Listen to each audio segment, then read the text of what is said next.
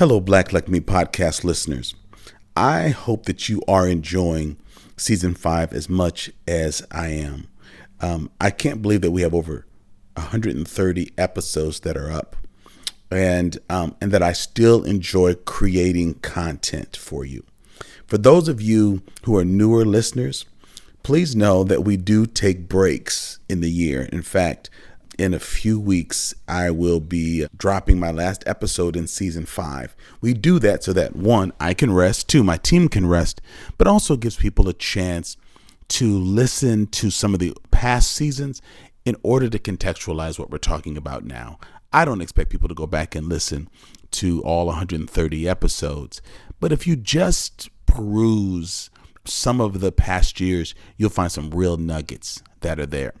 I've been focusing a lot on history in my podcast, in my work, and how I live my life. My undergraduate degrees were in history and economics. The reason why history is so important to me is that it shapes our future and it helps us to not unwittingly repeat some of the same mistakes that we've made in the past. And so when I hear some of the discourse in public arenas about critical race theory and how damaging it is and how harmful it is, I just think, this is asinine. So talking about the atrocious acts of the past is damaging, but we have still not agreed that the acts themselves were egregious, thereby damaging. And so I feel that people are more up in arms around the concept of how damaging the discussion of history, the teaching of history, than history itself and its impact. And so I thought what I would do as my penultimate episode this season is to drop an interview that I did with two history professors from the University of Wisconsin-Madison, Doctors Alexander Shashko and Dr. Stephen Kantrowitz. I did an interview with them, and I really wanted to know, why do white men teach Black history? They are two of the instructors in our U.S. Black History course that we offer through my nonprofit, Nehemiah. And I just thought that what they said was so pertinent that I wanted to drop it again this season. I think this comes back from the season 2 vaults. So most of our new folks have not heard it, but you're going to enjoy this. Also, I'm going to put a link again in the show notes, because in September, we begin an online, my nonprofit, Nehemiah, and its initiative, Justified Anger. We've created an online 9-week U.S. Black History course. It is dynamic. Over 2,700 people have taken it. You can take it anywhere in the world. And if you feel like you'd like more of an academic overview of history, this is where you want to be.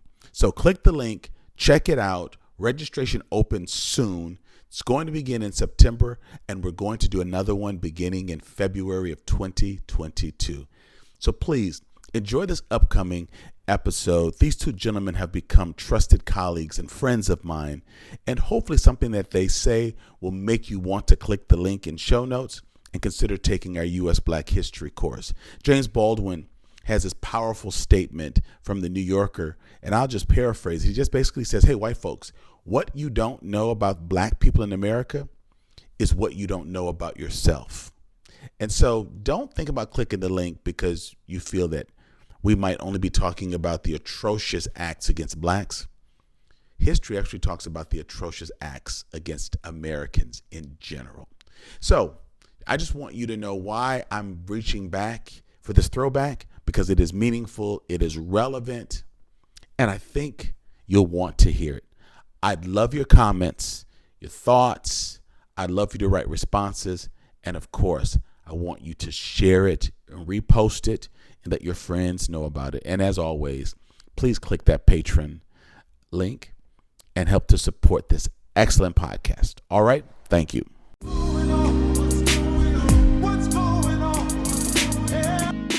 You're listening to Black Like Me with Dr. Alex G., a podcast that invites you to experience the world through the perspective of one Black man, one conversation, one story, or even one rant at a time. Here's Dr. G.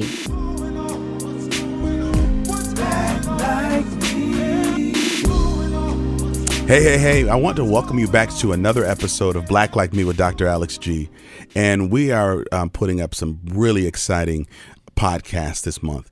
First of all, I want to just say to folks, to our podcast family, thank you for the crazy downloads of the genealogy series. We broke records last month. We had more downloads in January than we've ever had.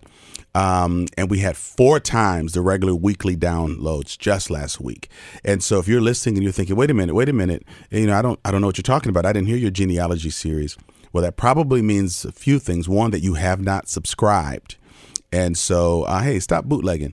Subscribe. Hit that subscribe button. That way, we'll deliver it right to your inbox. You can also go to alexg.com. You can subscribe there, where you'll get a weekly notice of updates on either new podcasts that I put out or blogs that I've written. And just another shout out to our listeners in Seattle. You've really shown up the other cities, and we've got some challenges going on out there. So I've talked to people from other communities who are thinking that they want to overtake Seattle and San Francisco, the Bay Area, for being our largest listening, or some of our largest listening audiences. So if you're from the East Coast, you got some work to do. So listen, tell your friends, subscribe, and that's how you move up in the ranks as our listening audience. I'm trying to find out the communities that are really and consistently just downloading in a big way, because I want to come to your community and do a show or a gathering or something. So right now, Oakland's on my schedule. Well, it's about to become on my schedule. But if you want me to come to your community, you've got to start doing your work. Listen, we're doing something really special for February. For African Americans, we know what February means. It's Easter, Christmas, Thanksgiving, Valentine's Day, 4th of July, everything rolled up in once. You know, any black speaker worth their salt, you're tired by this time of the year, because you're speaking, you're explaining, you're going to soul food dinners, you're telling people about all kinds of stuff. But the upside of it is people are really trying to understand what it means to be African American, what's the importance of African American culture in our community. And so a lot of it's going on. But what I wanted to do is to talk to friends and colleagues, particularly those who are not black, to ask what African American History Month means to them, Black History Month means to them, things that they do to celebrate it, or things that they're doing to really understand the importance of the contributions of African Americans. In the studio today, I have 2 professors with whom I've worked in the community to offer U.S. Black History courses through my program, Justified Anger. They are Professor Stephen Kantrowitz and Professor Alexander Shashko. Steve Kantrowitz studied at Princeton. He is the Vilas Distinguished Achievement Professor of History, and he's an affiliate faculty member in the Department of Afro-American Studies and the American Indian Studies program. He really focuses on Reconstruction and on white supremacy, and he teaches a lot about slave revolts. Alexander Shashko, a Wisconsin native. He teaches in the Department of Afro-American Studies as well. He teaches contemporary African-American political and cultural history. I wanted to do something special by having white men who teach Black history appear on the show and talk about why and how and the response to their teaching methods. I met these 2 gentlemen because my nonprofit organization, Nehemiah, has an impetus called Justified Anger, where we're really talking about building bridges so that we can eradicate racial disparities. And one of the things that we do that I'm really proud of is we host a 9-week U.S. Black History course. And both of these gentlemen are instructors for that program. We just kicked off recently. We've got about 8 more weeks to go. But I just want to say, and just to say to both of these gentlemen, welcome to Black Like Me, and I'm really glad you're here. Thanks. Thank you. Pleasure to be here. Sure. Okay, listen, you all. One of the things that I do is I usually ask my African-American guests questions that are called Black Icebreakers. And then we do something else for non-African Americans. But since you teach in this area, I want to ask you the questions that I would ask some of the Black folks. Don't worry, you don't get kicked off if you get anything. You don't get anything wrong. But so let me. And whoever has the answer can just jump in. Who was the first Black person ever in America? Oh, first Black person ever. First Black person ever in America. Don't even answer that. I just did that just to throw you off. That's what's so funny about having academics. They're like, actually, well, the first one they're gonna come up with the name. I mean, the first person I teach about is John Punch, who I think that's right. Was one of the 3. I love it. Was one of the 3 indentured servants who tried to escape And that was a really key moment, actually, in the history of slavery, right? Yeah. Maybe I No, should no, do no. that to you. No, keep going. Because basically they were all these 3 indentured servants, 2 of whom were white, 1 of whom was African American, were captured after they tried to escape. And the 2 white indentured servants were given 1 additional year of indentured servitude, and John Punch was put into slavery. Right. Okay, we're going to put a link up to that. So I just found the first black person. Yeah. And when would that have been, around 1619, about 400 years ago? Well, it was 1619 when they came. 1640 is when that happened. So that's why he's not technically the first, probably. But right, exactly. The first name that comes up. But that is the first name that comes up. Yeah. The thing I should say about that is that the categories black and white or African American and white didn't even exist at that point. They true. were those events were the events that were creating those categories. Exactly right. Got you. Yeah. So note to self: if you're ever going to ask black icebreaking questions to white men, make sure that they're not academics. That might come in handy. It might come in handy. Snap. Oh man, that's good. That's really good. I love that. Hey, I've got a couple of other questions I put together for you gentlemen. Grits or cream of wheat? Growing up. I mean, I can't front. I mean, cream of wheat. Neither. I'm from Boston. So you have baked beans. Oatmeal. Oatmeal. That's right. Oatmeal. Okay, Yeah. I got you. Did you put butter and sugar on your oatmeal? Later on. Brown Later sugar. on. Yeah. Brown sugar, yeah. Oh man. Okay. So another question I ask folks: do you prefer collards or turnips with greens? Collards, hands down. Yeah, me too. I knew I liked you guys for something. I have this. I put a post up on Facebook that like growing up, there's the collards camp, and then the folks who mix the turnips and the mustards. Now there's this new brand that puts all 3 together and they have different. So, and I put a picture up just to laugh at it. I'm like, come on, this is an ice cream. You can't Neapolitanize ice cream. But yeah, they got like it's called Country Greens. It's just got mustards, collards, and turnip. That's a great image, the Neapolitan. The greens. greens. Well, you know, and when I said that, I thought, okay, do people like when I grew up? We always because my mom liked vanilla, I like strawberry, my sister liked chocolate. And I don't even know if Lexi knows, my daughter knows what Neapolitan ice cream is. I think we're all dating ourselves. Yeah, we should. Okay, that's Maybe. right. That's right. Let's see. Fact or fiction for you? Did you have to be on the front porch by the time the streetlights came on while you were a kid playing outside? No front porch. Oh, did you have to be in the house by the time? Backyard. Yeah, usually. Yeah, usually I had to be back by then. It kind of depended. I mean, sometimes I was down at. I mean, it was only a couple blocks to the school playground. I mean, my parents could practically see it. Yeah, yes. So the lights were on over there, and it was summer. I could stay a little longer. And Steve, I heard you lecture, so we know this kind of goes back, at least in African American culture, with just this whole idea of what's it called, sundown communities. Sundown Absolutely. towns, sure. And but so many kids in my community who were raised around their grandparents, just hey, when the sun hits the treetops, when the street light's on, that's like the warning light. That's like when it's flashing. But when you start seeing it setting, but it just has these roots about just being safe. Parents want to know where you were, and want to make sure that people weren't weren't doing anything to you because you're black black teen. Do you remember what day of the week Soul Train came on? It was Saturday morning.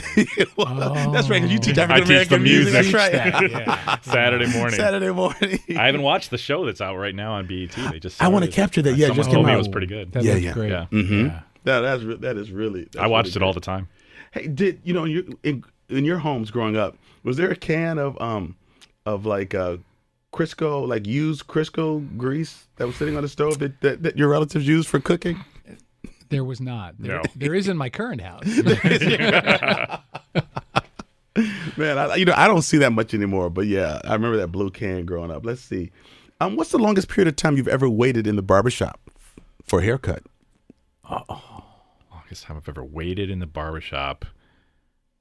I would say about a half hour, maybe. Yeah, half hour, 45 minutes, but it's been a while. It's been a while. It's been a while. Yeah. Kids and it's not a community experience for me No, anymore. I think it's like 4 days for me. You go there, Yeah. you have new growth just waiting for Just them. waiting. Well, fortunately, there's this new movement in a lot of the black barbershops where it's appointment only. Like I can text and set up my appointment. But as a kid, I'd go in at like 8 o'clock. And there'd be like 3 barbers, and you cross your fingers and hope that you got the one you wanted, like the one who could see. And you literally sit there for 3 to 4 hours. And if you're waiting for your little brother or you missed the whole morning, cartoons and everything. That barbershop still exists, actually, or now exists in my neighborhood on Atwood. The appointment only, or the one that you? No. I've heard of it. There's a lion out the door. Young men like lined up inside. Sometimes some moms. 3 barbers. Oh, yep. Yes. Tyler, I think you told me about that. Yeah. No, that's man. Let me see if I got any other. What do you think Al Green's favorite breakfast cereal is? Maybe I should say least favorite. What do you think is least favorite breakfast? Well, I was going to go with favorite. I was going to go with sugar smacks for that. That's a good answer. That's a good answer. That's a very Were good you going to say something, answer. Steve? Yeah. No, I can't do better than that. That's very good. Well, there was this thing that was out when I was a kid that he got into a fight with his wife or girlfriend or something, and she threw some hot grits on him. She did. That is true. So maybe I should say what's his least favorite? Yeah. Something that's cold. His favorite is cold. He should have gone with the cream of wheat. Totally. No, that would hurt too, wouldn't it? Much less sticky, though. Oh man. Well, okay, gentlemen, thank you for playing. I love that. That's just a way of ice breaking. That's the closest we'll get to Black Jeopardy. Too. That's right. Yeah, that's right. That's true. Well, let me just let our listeners know that Steve and I were on a panel years ago at our central library, and basically we were asking to lead some discussion on a film about Black life, and I pulled Steve to the side afterwards and I said, I've got this idea. I think that we can help white allies really become allies if they understand U.S. Black history. I think we're trying to fix things from where we are and don't know how we got here. So the assumption is those Black fathers, if people just go to school, just pull yourself up by your bootstraps. And so I think, Steve, we processed for maybe 8 months, if not a year. We had several breakfasts and lunch meetings to really design what's known as this U.S. Black history course. Yep. We kicked this off in 2016. We had 150 students. Next year, we jumped up and we opened the class up to 250. We just registered our 900th participant. We had about 280 people show up on Monday. We have to park them down at Comstock and Park Bank and bus them up or give them a ride up the hill. But it's amazing. And there's 100 people on the waiting list. So in addition to the 280 who are there, 100 people are on the waiting list. Fantastic. And so it's just really tremendous. And so I'm really honored to have you on the show, Steve, because we've developed a friendship. I mean, we met Christmas Eve one day. Remember we had a breakfast over on at lunch or something like that, just trying to get the curriculum ready. Yep. For the next year, and then you took off to Europe for work. You and your family, you're just doing some research over there, and just you were there just on doing some study. And then you gave me the names of colleagues who you thought would really be good. So you mentioned Christy Clark-Pujara and Alexander Shashko, and they came in and just really hit it out the park. And what's been really great is that when you returned back to the U.S., we were able to incorporate you all and not just say, okay, well, hell, Steve's back. So thank you, Alexander. Thank you, Christy. And so you all last year was just an all-star team, as well as Dr. Neil Kadesh. He did a great job this week as well. Fantastic. And so let me just start off with a couple of things. So I'm grateful, but I'm also intrigued when white men are studying and teaching African-American history. And so I'm going to ask you a question that I'm sure people just ask you always: why? To each of you, why are you passionate about this area of study, and what do you think triggered the interest in this discipline? And this is really meant to be casual, so just jump in. Well, I could give you an intellectual answer, I could give you a political answer, but the real answer is very personal, and it's about where and when I grew up. So I grew up in a liberal, secular Jewish family in a predominantly Jewish suburb of Boston, Brookline, Massachusetts, which is basically an urban town surrounded by Boston on 3 sides. And I was born in 1965, so I was 8 years old or 9 years old when the school year in 1974 began in Boston, which was the struggle over the desegregation of the Boston public schools. Oh, right. Order. Busing, as it's known colloquially. And that was right on top of the last days of the Vietnam War, at least the Vietnam conflict as the U.S. understands it. And I remember sitting in, this is before the internet and before streaming news, and sitting in the car with my father and him refusing to get out of the car because it was the top of the hour and the radio news was playing. And the two datelines that happen over and over again in my memory of this are Phnom Penh and Boston. And both were places of terrible and inexplicable conflict. And one of them was literally halfway around the world, and the other was literally 2 miles away from where I was. But from where I sat, they were equally far away. I lived in this calm, protected, suburban world that by some accident of history, or as I later learned, some pretty clear intentional histories, had been fully insulated and isolated from the dramatic social conflicts of the moment. Sure. And that those social conflicts had everything to do with the history of racism in the United States. Wow. It was right at your front door, basically. It was at my front door, and it made no sense to me that I was so insulated from it, and yet it was so close. You could hear Fenway Park from my parents' house, and you could hear the conflicts over the busing from Fenway Park. It's wow. Yes. Yeah. So that remained a kind of inexplicable feature of my life for much of my life. And by the time I was 14 or 15, and a high school teacher, a white high school teacher, put the souls of black folk in our hands. Okay. That latent bomb was the fuse was lit on it, and by the time I was 18 or 19, I couldn't stop thinking about this history, and by the time I was 20, I knew I had to study it. I love the way history and experiences in our lives really set the course for what we want to study and what we want to do and become. That's powerful. Alexander, how about you? Mine starts with a transistor radio, listening to the Spinners under my pillow late at night after I'm supposed to be in bed. What's your favorite Spinner song? Oh man, I'll Be Around is pretty hard to top. Yeah. The cover there, really, just you can fall in love with that song. Yeah, I'm sorry, but please continue. No, it's a great. I could go on the whole time. I won't even start with my frustration that they're not in the Rock and Roll Hall of Fame, which is I've seen you scandalous write about that. But it was listening to the Spinners, and it was listening to soul music and R&B and disco. Here in Wisconsin, you grew up in Wisconsin. I grew up in Shorewood, which is a suburb of Milwaukee. Sure. So not the Shorewood here in Madison. Just listening to that music, and kind of listening to music in three different ways. That was the music I was just kind of listening to when I was really young, and hip hop started, and I was listening to that from a young age. And then my mom in particular just had a lot of old R&B and rock and roll records all the way back to the 50s, and so I would be listening to a lot of those, and I sort of in a way grew up weirdly listening to the history of rock and roll and R&B in chronological order, even though I'm not of age for that, but I did, which comes in handy teaching it, I suppose. Sure. And so I think it was really the music where I started with that, but I think it's two other things too, and this gets to personal experience as well. One is that I am also the child of historians. My father taught Russian and East European history for 43 years at UW Milwaukee, and my mom's is a high school history teacher, retired, and taught American history. So I think that those were always subjects that were deeply ingrained into my life experience, and I guess the apple doesn't fall far from the tree in that way. Right.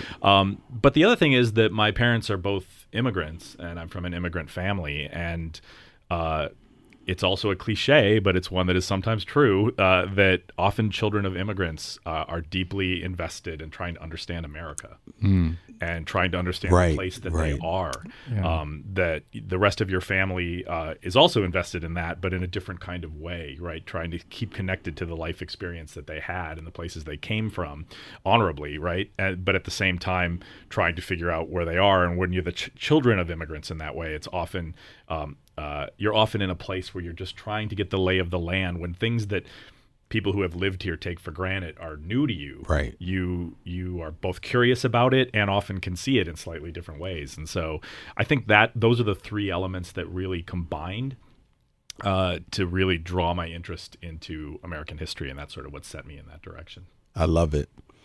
Who was more surprised by your your choice of this area of study? Folks who look like you or folks who look like me? Folks who look like you. Okay, tell me more about that, Steve.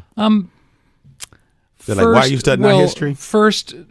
Honestly, the first reaction when I was coming up as a graduate student, and I was not identifying myself as studying Black history. I was actually working in history of white supremacy. All right. A closely related field, but not the same field. You're right. Not quite the same. And very often when I described to African Americans who I just met what I was doing, I would get a skeptical or cautious response. And then occasionally, I remember at a wedding, tell the truth. Oh, really? Yeah. Which I felt like I was going to do, but people want to know what your investments are, that this is not simply a professional matter or an intellectual matter or something that you put down at the end of the day. I mean, I think occasionally my daughter has wished that I would put it down at the end of the day, but not anymore. Probably she's now 10, and I think she gets it now. Sure. For a while, coming home and talking about the hard stuff in American history, and my wife is a historian whose first book was on the transatlantic slave trade, so we would both. You guys must be have home. exciting discussions around the dinner table. I need to come over for dinner. My daughter would say, history makes me sad. History is all sad stuff. And then we realized that we needed to do a little work with that, how we were talking about it and what we were talking about. But yeah, the there's a degree of, I think, justified skepticism about what white people are doing when they invest themselves in this history.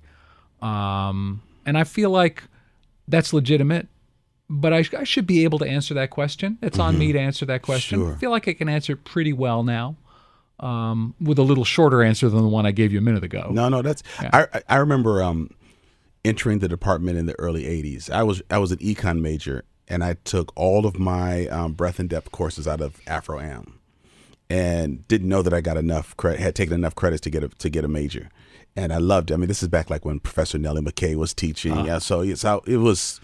But when I went to see my advisor, Bill Vanderburg was the chair of the department and my advisor. So when I walked in, the last thing I expected as a young African American, what was I, 17, 18, that my advisor was a white man, right? Talking to me about African American history and studies and advised me on my major. It took me a while to warm up to it. I would go back to my other friends and say, "Do you know what? My advisor is white, and African Americans, like, they can't find Black people. Like, what's going on?" We became friends. He was my mom's advisor, my sister's advisor, became a friend of the family. But as a student, that was a bit jarring, walking in and meeting Bill Vanderburg. Sure.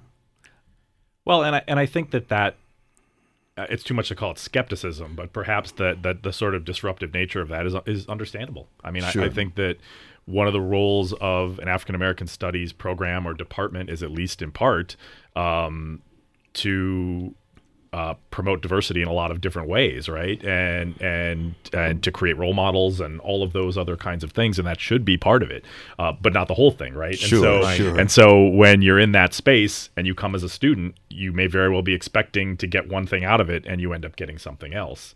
Instead. Oh, definitely. That absolutely can happen. I get a lot of students who come in and other people who come and talk to me, and I get this very vague question, which is sort of, how did you end up, doing what you do?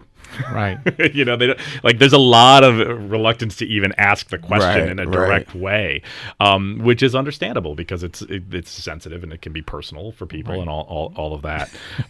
So I get that. So then I have to kind of explain how that all came to pass, and how it really came to pass for me more through the music than through my formal training. But I want to say that with an asterisk because like Steve, my formal training was not in African American history in graduate school. However, there's no training in history in graduate school now that doesn't involve African American history in some way or another. I mean, there are ways to minimize it if it's something you choose to do, or if your focus is on some other field. You might not get a lot of it. Yeah. But I think that one of the big changes in the in the study of American history over time has been that the centrality of the African American experience is so embedded now into the historiography that it almost, well, let's put it this way: what a handful of people could have done in terms of teaching this material 50 years ago, any graduate student could do. That's today. correct. That's really interesting. Yeah. I've been in this department at UW in the history department for almost 25 years.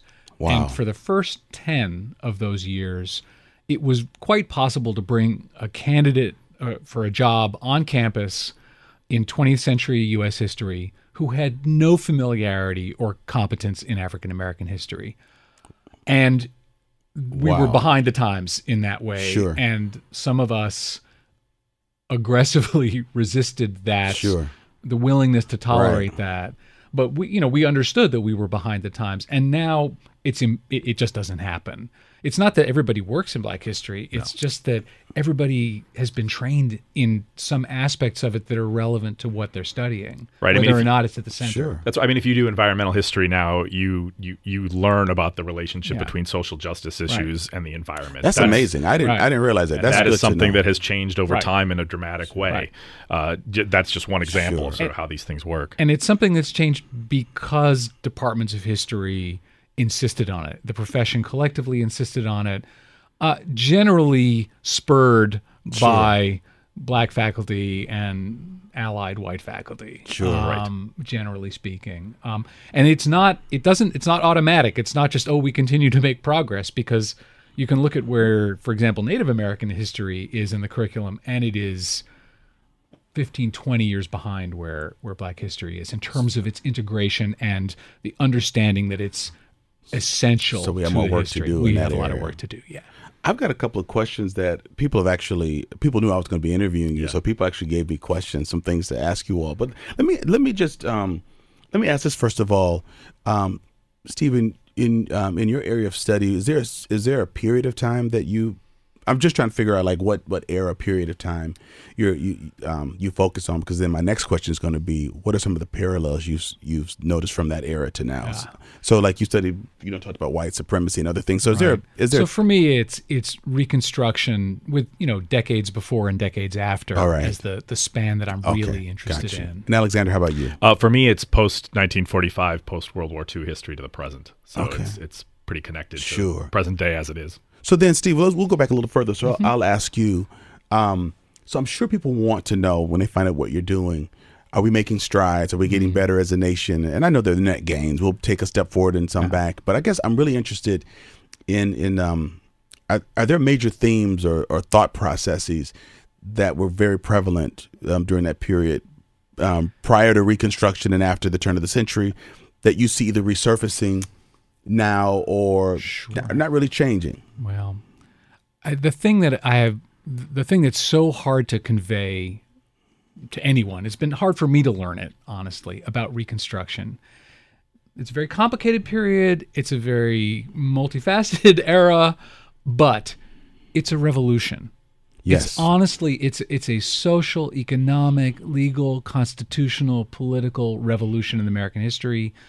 We come out of it, among other things, absolutely without legal chattel slavery, without... I'm sorry, tell people the years, because a lot of our listeners... So Reconstruction is, won't know. Generally speaking, the decade or dozen years after the Civil War. Right. So it's conventionally dated 1865 to 1877, or sometimes 1863 to 1877.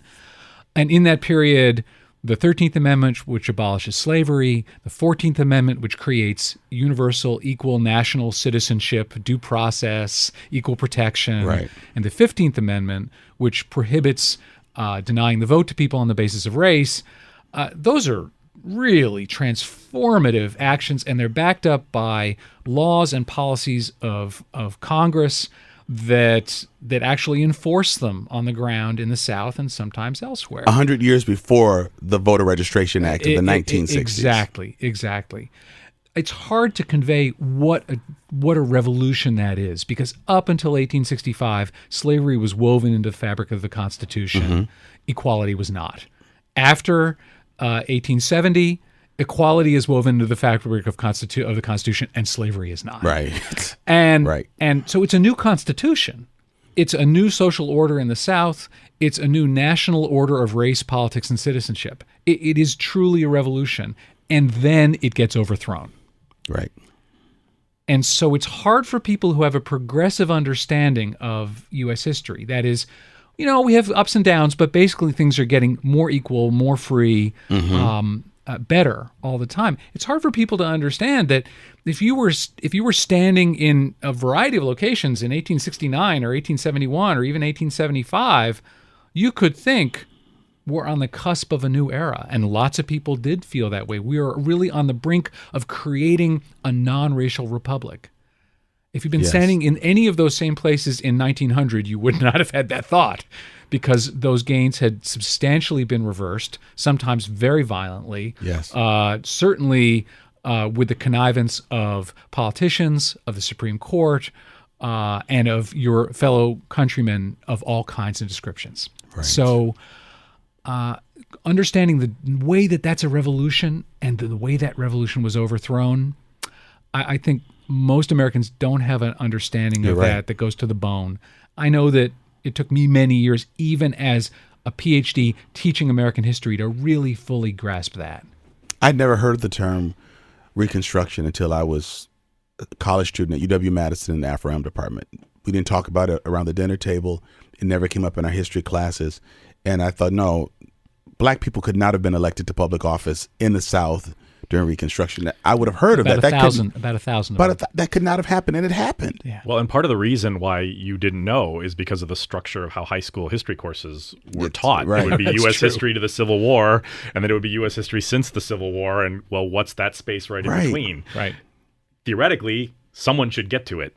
Right. Realistically, So what's that about? a lot of teachers didn't get to it. Well, Your that's mom's a great high question. school history teacher. So what's that about? Just leaving out that period that Steve's talking about. I mean, when you don't look at American history and don't teach it from the Civil War or the War of the State, even from Civil War to, you leave out a lot of things that have shaped this country and its policies and its politics. And You mean if you just teach one or the other? right. Well, I think it's just the nature of it being sort of separate semesters. Mm-hmm. But it's this is a teaching and like a sort of coordination question.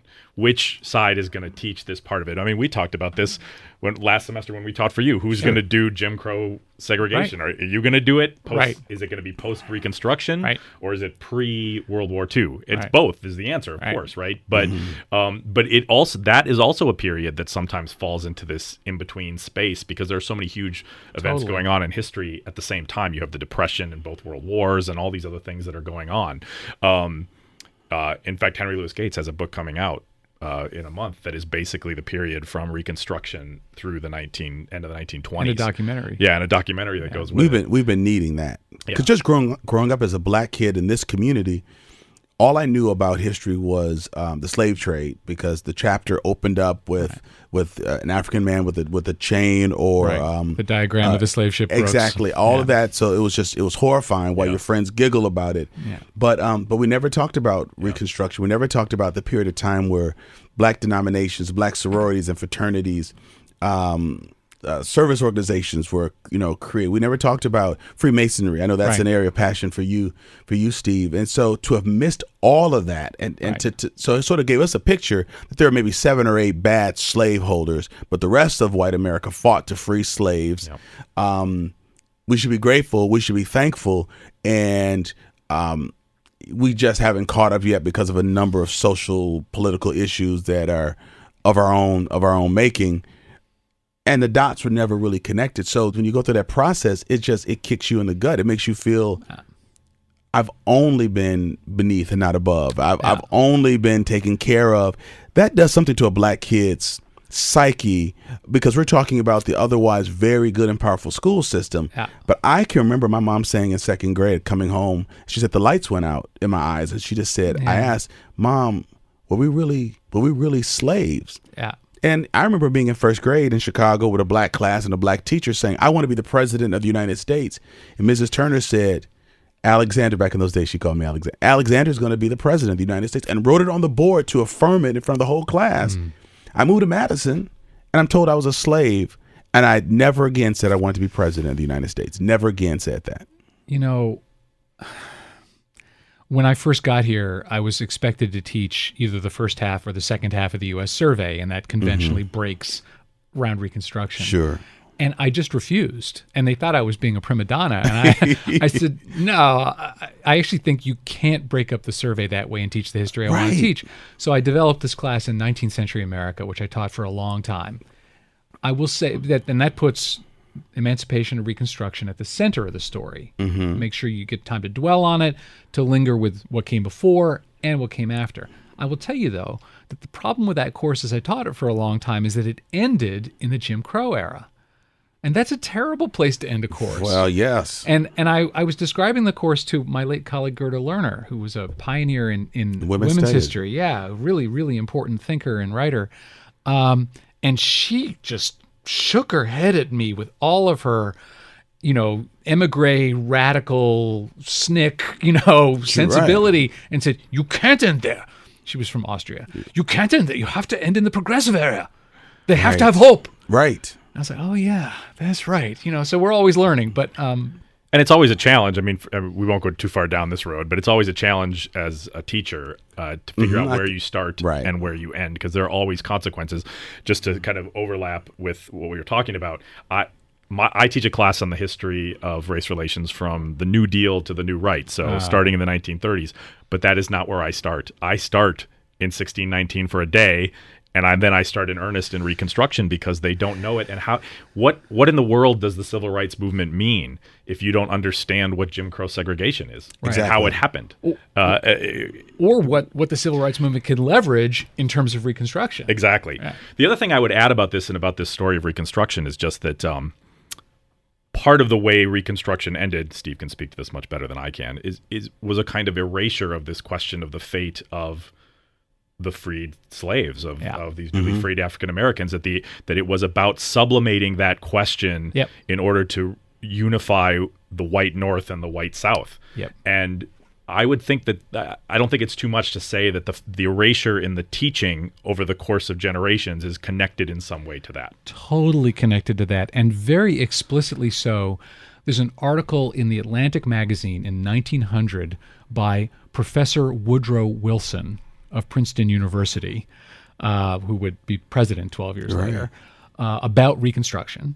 And in that article, he says, Black history plays a very, very small role in his discussion. It's a struggle between white Northerners and white Southerners, ex-Union and ex-Confederate white people. But he says, and when in the 1870s, the whites who were the real citizens regained control, Black Southerners paid a terrible price for their having played a part in this experiment. Wow. Yeah, and that was really a more or less elite consensual view of American history by the turn of the century, and it was really only people who thought of themselves, understood themselves to be, and were called radicals, who in the 1930s.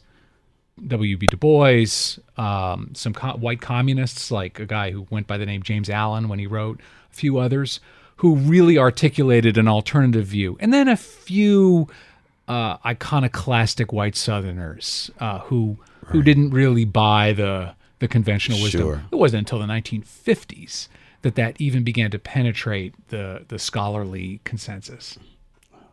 Do you think that white students in your classes are disarmed a bit as you talk about specifically about African American history? I'm just wondering if people assume that maybe there's an agenda if an African American person is teaching about Reconstruction or civil rights or the areas you're talking about. Do you think you've been able to help a light come on for non-Black students, but specifically white students in your classes? I'm certain that is the case, because I have had students come to my office almost every semester I have taught in tears, saying, "Why didn't I learn this?" Saying that this is stuff I didn't know, or I didn't understand it this way, or it's something that I've never experienced, or even something as simple as, I haven't really had a class where I've had time to really think about the world and my place in it, because I'm so fixated on getting a job and doing the kind of class coursework that is about getting a job later. But more profoundly than that, it's often about the material itself. And what do you say to them? Well, I'm humbled by it, first of all, every single time. Sure.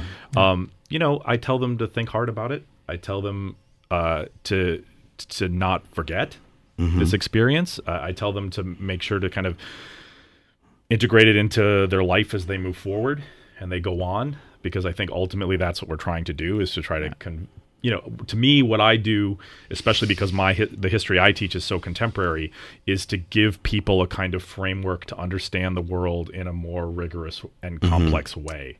That's what I see my role as. I sometimes tell my students flat out that I'm teaching a citizenship class. This is not indoctrination, Right. but it's citizenship. It's like understanding something about your role in society and what society is about. And I do think it affects students. And you asked earlier about this question about what it means to be a white person teaching this material. There's no way to universalize the relationship that we have with individual students. I mean, I teach 500 students a semester. That's its own question. Like, what does that mean to teach people in the abstract, which is kind of what I'm doing. But I'm sure for some of the white students, seeing me up there is powerful, talking about this material. Definitely. That here is someone who chose to teach this. Here is someone who comes from my background potentially, And he's not an angry black person. right? But You're angry, but not angry black. I've talked to you enough. I know you got a little anger in there. and so that can affect people too. Like, that here's an opening, and for some of the African American students, here is someone who actually is connected to this and does take it seriously, and that can provide some inspiration or hope in its own way too. And you can say things that they as students don't have to say to their classmates. When Steve and I first met years ago, we had a little debate as to whether or not the first teaching team should be a black and white person. I said, Steve, I want to disarm the white participants. This is really a class for white people, but I want them to not have the barrier of thinking, okay, what's his angle? Is this propaganda? I want them fully I just want to fly beneath the radar and just have you come in and lecture. And there was some little partnership going on in probably the first lectures, but I felt like what you just described, Alexander, is what I wanted to happen. And I felt that what really got the course on the trajectory that it is now, that Steve could say things without apology and without it being cloudy, that I think if someone else had said right off the bat, it would have been difficult to hear. I say that I use the phrase white supremacy. And it sounds like an analytical category. That's right. Or a historical description, not an attack. Right. If I say it. But you're right. It was her. But I still felt sort of when you said it, but people still leaned in to say, let's see why he's saying this. It still was a little safer. Not saying that your material was not powerful. It was. It's what set up what's now, our fourth year in doing it. But I felt that people were able to really lean into the information more. Well, I think, too, when thinking here specifically about white teacher, white students, Black history, there's a way in which a white teacher can model carefully his or her own discomfort, his or her own foibles, his or her own process of coming to grips with the history and with the process itself. Mm-hmm. And I do that in the Justified Anger class. I do that in my own class. In my own class on campus, it's trickier because I usually have a small handful of Black students in the room. And I'm simultaneously, the demographics of my class are all messed up. Sure. I've cross-listed with Afro-American Studies. I changed the title. I've done all kinds of things to kind of address that. And still, I have a very small handful of Black students in there. And so I'm simultaneously trying to fly under the radar and be a good role model for white students, while at the same time signaling to the Black students, trust me. Here's a reason to trust me, right? Right. And in the old days, I would get tested by Black students. Oh, sure. Remember the first time I taught this class in actually back in when we had very large enrollments in it in 3650 Humanities, where you've taught many times, I know. I had 200 odd students in this room, 2 Black students in the class on the Civil War era. Wow. And one of them, first lecture, soon as I open the floor for questions, his hand goes up and he says, "What about the 50 million victims of the slave trade?" Wow. And he it was a honest question and a direct question, but he was all but standing, and he was holding what I took to be a Bible, and he was making direct eye contact, and so I gave him my answer about the slave trade.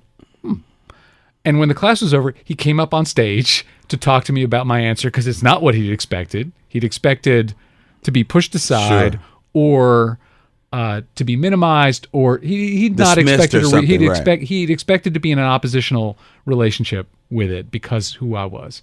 And we were not in an oppositional relationship about it. He stuck with the class. He was a great student in the class. He talked to me after almost every lecture. Right. And I get versions of that periodically, where black students want to know what this is going to be. Oh, absolutely. If I'm going to be one or two black people in a room full of white people doing this history, they have to trust me to manage it. And I will confess, I've screwed up. I have screwed up, and I've been called on it by students, and then had to figure out how to address that in front of the group. And that's been interesting. And that's part of leadership. Yeah. That's great. That's great modeling. No, and that has happened to me as well. All of those experiences have happened to me. I had a student last semester who called me out in class first day. What are my favorite hip hop albums? And I survived when I said "Paid in Full" by Eric B. and Rakim. Partly because that's the correct answer. It's the correct answer. But ding ding ding ding. Yeah, Right. but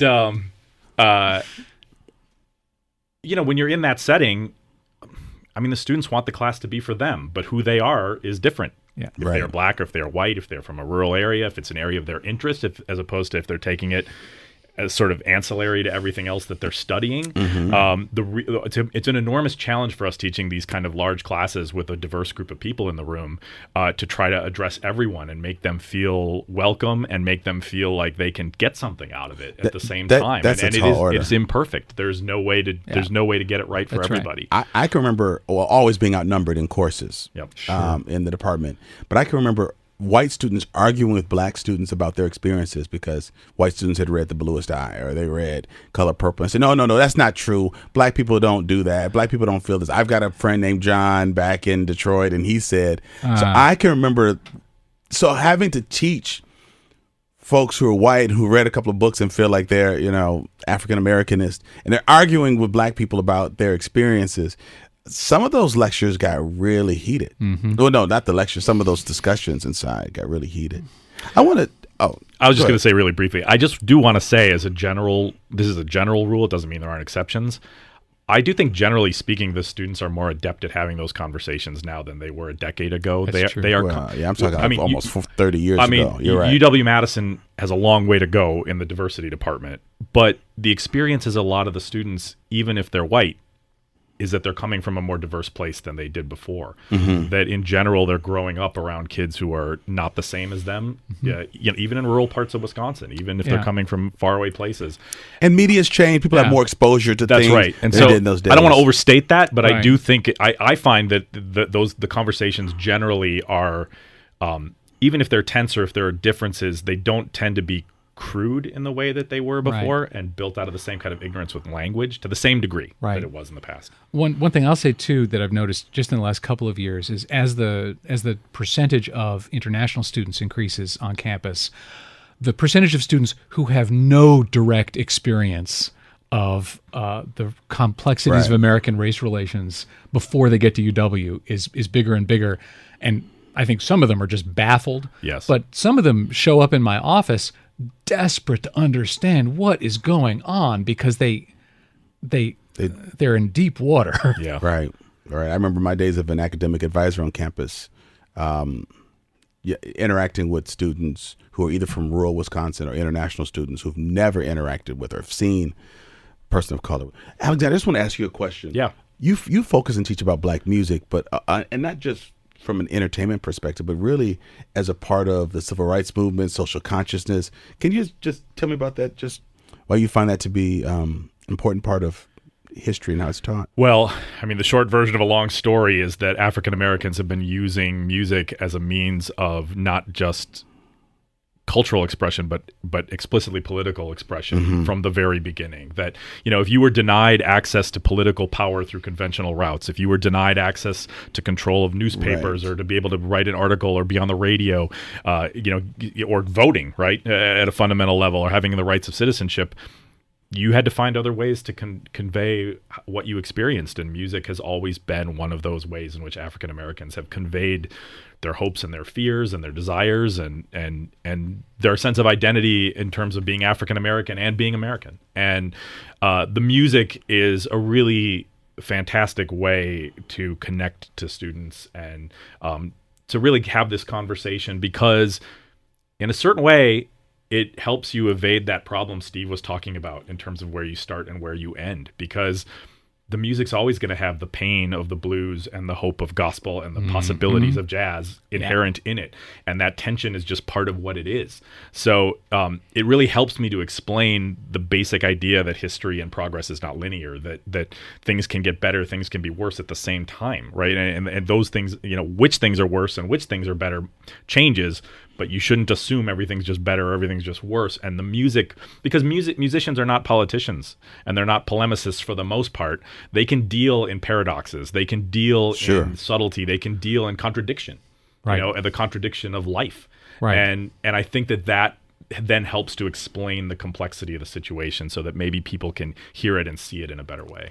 I like that you bring that to our history class, to the Justified Anger history class. That you bring that element of music, because on average, our folks who are participating are about 55 and older, at least half of them, and they can relate to the music in the era, but didn't know that what they were listening to had those kinds of messages. So I'm glad. So keep bringing that. So when you're up, I think my engineer's just letting me know that he's reminding me I gotta get to my last question, but again, this is kind of tricky when you're doing this to folks who teach in the African American history department. But I've been using this James Baldwin quote. I use it on Sunday. A letter from a region in my mind from '62, and he said, "Whatever white people do not know about Negroes reveals precisely and inexorably what they do not know about themselves." And so, I guess what I want to just close out with is, many of our listeners are white. How important is it for them to really delve into the topics and the history that we're talking about in order to better understand themselves in America? Well, to paraphrase Baldwin from a slightly different part of Baldwin, sure. The problem is that they think they're white, right? Yes. And that they're raised up to believe that there's a thing called white. Right. And I don't mean that they don't exist, and I don't mean that their heritages don't exist. I just mean that the things about their pasts and about their lives that really matter to them, unless they are explicit self-conscious white supremacists, in a movement. Right. Unless they're that, whiteness is not the operative category in their lives. Right. It's where their grandparents were from, or their great-grandparents were from, or where their parents or they themselves are from. Sure. It's the complexity of their actual backgrounds, not something called whiteness. Whiteness only exists to draw a distinction between whiteness and blackness and whiteness and other forms of non-whiteness. It's a category designed to do that political work. And until they can understand that, they're going to continue to think that the racial formation, the idea of the thing called whiteness, is somehow analogous to the thing called blackness, which it's not in any way, historically or experientially. Economically, politically. Yeah. That's powerful. I'm actually going to be preaching about the development of white identity and its impact on Christianity and a white Jesus. And I'm going to have my bodyguards. Talk about after things. the church. I'm going to jump right in my car and go home afterwards. But that's people just go blank. You can see it in their eyes when we talk about what you just mentioned. That's so. I love that element of the paraphrasing Baldwin's quote, that it would behoove folks who are not black, but particularly folks who consider themselves white, Caucasian, of European descent, to lean in to understand the plight of black people, because it gives them a better insight of themselves. Your take on that quote, or a comparable lyric from Spinners or someone that's at the same thing? Well, I was just going to add, because what Steve said was great, is that we often, it's almost a truism in our society, or at least a kind of commonsensical thing, that there is something liberating about doing things for other people, giving to other people, thinking about something bigger than yourself, right? Whether it's a simple act of giving someone a gift or doing someone a favor, whether it is, trying to understand something about the world that is not that you're not directly invested in, and to commit to it in some way. And this is not to say that learning about this material is an act of charity. I don't mean it that way. But what I do mean is that when you commit to something bigger than yourself, it is liberating.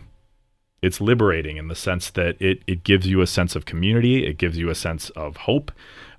It gives you a sense that you can engage the world outside of your own little silo, and that the little world that you are in is not so lonely.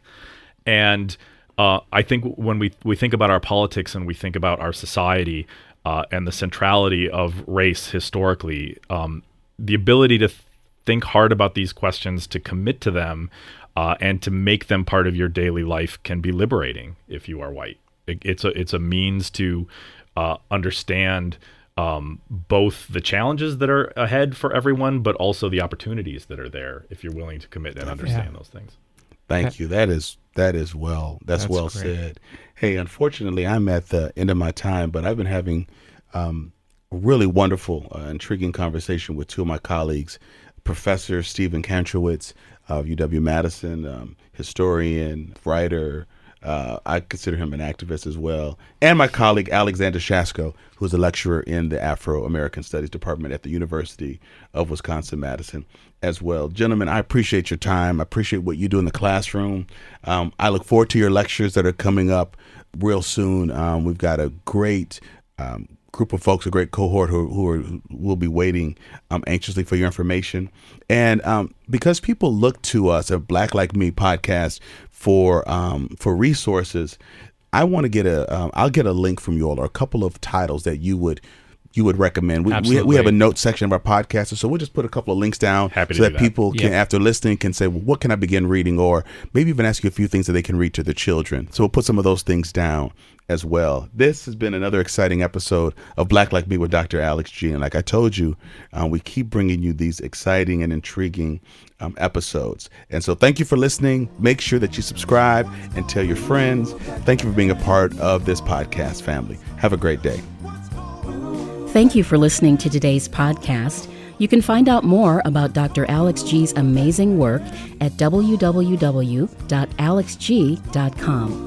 Black Like Me is sponsored by the generosity of the Human Family Unity Foundation.